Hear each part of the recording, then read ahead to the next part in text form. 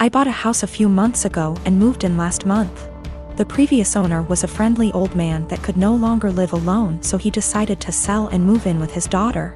Just to be clear now, apparently he had been allowing use of his driveway to his disabled neighbor lady, largely because street parking is extremely limited, and what little street parking there is pretty much instantly occupied.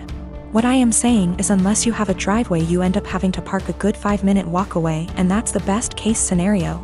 I put disabled in quotation marks because the lady in question is just really overweight, and I am not sure if that counts as disabled. Obviously I was unaware of this, so I was surprised to see a large SUV parked in my driveway when I moved in. I ended up having to knock on several doors asking whose car it was because the movers could not stand still on the busy road too long. I figured out it was the neighbor's car, so after a good 10 minutes of knocking, an extremely angry enormous lady opened the door. I told her to move the car, and she immediately started arguing that the neighbor said it was fine. I told her he moved out. I moved in, and no, it is not fine, and to move it because the movers need to unload my stuff. She begrudgingly did. I ended up seeing her walking back half an hour later, completely wet with sweat. Now a few days later I went back to work, and lo and behold, the SUV is parked in my driveway again.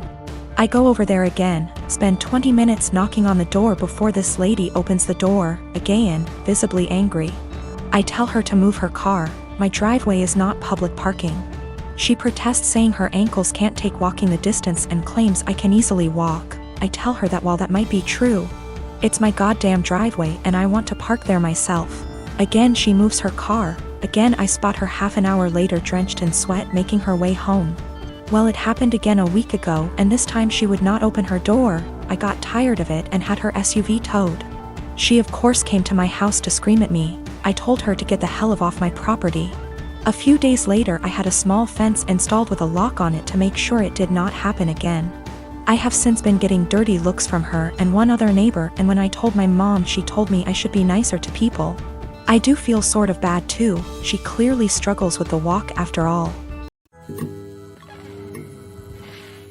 My wife and I have a 2-year-old son and have been married for 4 years.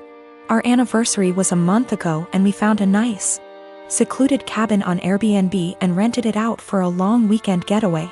My wife asked her parents if they would be willing to watch our son, and they agreed as long as we dropped him off at their house. That worked for us since it was on our way anyway. I was raised Lutheran and my wife was raised Catholic, but neither of us currently go to church and have not had our son baptized. My mother-in-law knows this and hates it. She thinks our son needs to be baptized or he will burn in hell. She's that kind of Catholic. So we go on our trip, and when we pick up our son and ask how the weekend went, mother-in-law says everything went fine and that she has saved my son's soul from the devil. I ask her what she meant, and she says she had our son baptized that morning at her church. I tried my best to keep my cool so I didn't scream at mother-in-law in front of my son, but I pretty much grabbed my son and left. On the car ride home I was fuming and told my wife as calmly as I could that this would be the last time her parents have our son unsupervised. She tried to downplay what her mom had done, but I told her we need to wait until we get home to talk about it because I'm not fighting in front of my kid. When we got home and had a chance to talk about it, things got heated. I told my wife I no longer trust her parents with our son, and that if they did something like this behind our backs, I can't trust them to respect our wishes as parents in the future. I said this was a huge breach of trust and I will forever look at her mom differently. She continued to try to defend her mom, saying that she was only doing what she thought was best for her grandson. She even downplayed it by saying that it's just a little water and a few words and we don't go to church anyway, so what does it matter? I told her that under no circumstances will I allow her parents to watch our son by themselves again. I said that we can still let them see their grandson, but only if we are present. I also said that if she doesn't see what the big deal is with this situation, that maybe we aren't on the same page as parents and maybe we need to see a counselor. She started crying and said that this isn't the kind of decision I get to make on my own, and I'm an asshole for trying to tell her what kind of relationship her parents can have with our son. I told her that I no longer have any trust or respect for her parents and that I don't know if there's anything they can do to repair that. I told her what her parents did was unforgivable in my eyes, and they put themselves in this position to lose privileges with our son. She's been trying to convince me to change my mind for the last month, but I'm not budging. To me, this is a hill I'm willing to die on. Me and my daughter, Anya, are from India. Our native language is Hindi. She's 11 years old now. Her father died when she was 5 and I immigrated to States because everyone was trying to get me remarried to a 60-year-old sleazebag. Because... Oh no. However will a woman live or raise a child alone? I started dating my now husband when Anya was 6. He had a 5-year-old son, Ben, 50% custody. Me, Anya, Ben, husband and Ben's mom get along really well. The kids were very well adjusted and they were genuinely happy when we got married. Whenever tensions arose, we dealt with them patiently. Let's just say after walking through the minefield of Indian family / drama, diffusing these toy bombs were very easy. Anya has a habit of talking in Hindi when she gets really excited. Sometimes, while talking to me, she starts talking in Hindi without even realizing it. This wasn't a problem. If she does that while others are around, I would remind her and she would revert back to English. Few months ago, Ben's mom passed away and he came to live with us full time. He has a room already and we put Ben into therapy immediately. A week ago, Ben walked in when me and Anya were cooking and we were talking in Hindi and he started crying. He told me he is feeling bad that he can't understand what we are saying. I hugged him and consoled him and assured him that we didn't do it to exclude him purposefully. And then Anya started crying and apologized. The whole thing was just heartbreaking. Since then, Anya has been making conscious efforts to talk only in English and I can tell that it puts Ben at ease.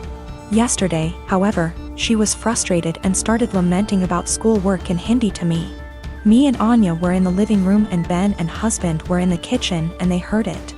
Later that night, my husband told me how he thinks we must start thinking about giving punishments whenever she speaks in Hindi unconsciously until Ben starts feeling better.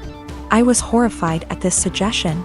I have never pulled the "she is my daughter, not yours" card. But this is the hill I am willing to die on and use that card if necessary. Whether he likes it or not, it's her first language.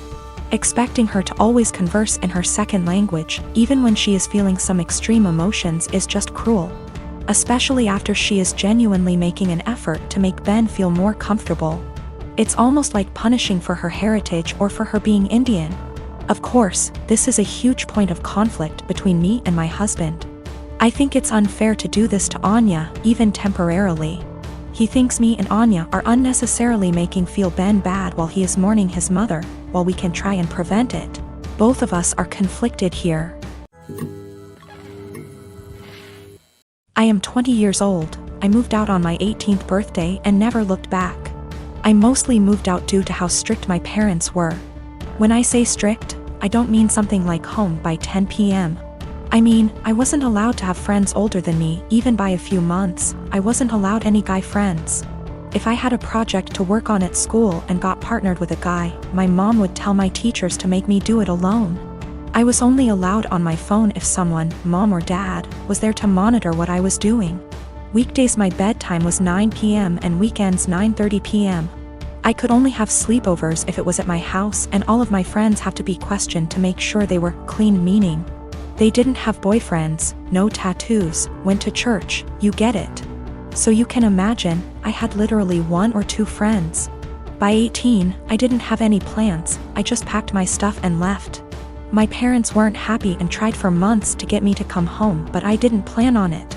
Anyways, I landed a damn good job and was able to get my first apartment shortly after. My friend is over at my house almost every day with her boyfriend and we just hang out. I didn't cut out all contact with my parents, but I limit it to only special occasions. My mom wanted to have a Zoom family call, whatever it's called, and asked me to join. I figured what the hell, I'll join and say hi. As I'm talking to my little cousin, in the background you could see my friend's boyfriend come into the living room area. Everyone's face kind of froze and I didn't think much of it. My mom asked who it was and I told her and she immediately gets annoyed. She started asking why he was leaving my bedroom, which he didn't. The bathroom is the same way towards the bedroom, so I could see why it would look like he left from my room. She and my dad proceeds to ask me why I have guys at my home, why is he 21 hanging around me? I just turned 20, but yeah, it was like I was 15 again. My mom then insists I have him leave. At this point my friend and her boyfriend hears this and goes like WTF? I didn't know what else to do but laugh. I said, "Are you out of your mind?" and laughed some more. I realized they were serious and said my goodbyes and hung up. Later I started getting messages that my parents are upset I laughed at them and my family says it's in my best interest to apologize, because I was being an asshole for laughing. I laughed at them then hung up, so I thought it was rudish, especially after being told I was by my aunt as well. I'd feel terrible if I did such a thing, but someone did point out they'll never change their ways, so I think I might have to. You know, I've got no idea how to set boundaries, but I'm sure there's a few articles that can help me with that. I found out from my little cousin that my mom has been asking where I live, so now I'm kind of scared for that. Though not many know my address, if she asks the right people she might find out. I hope not.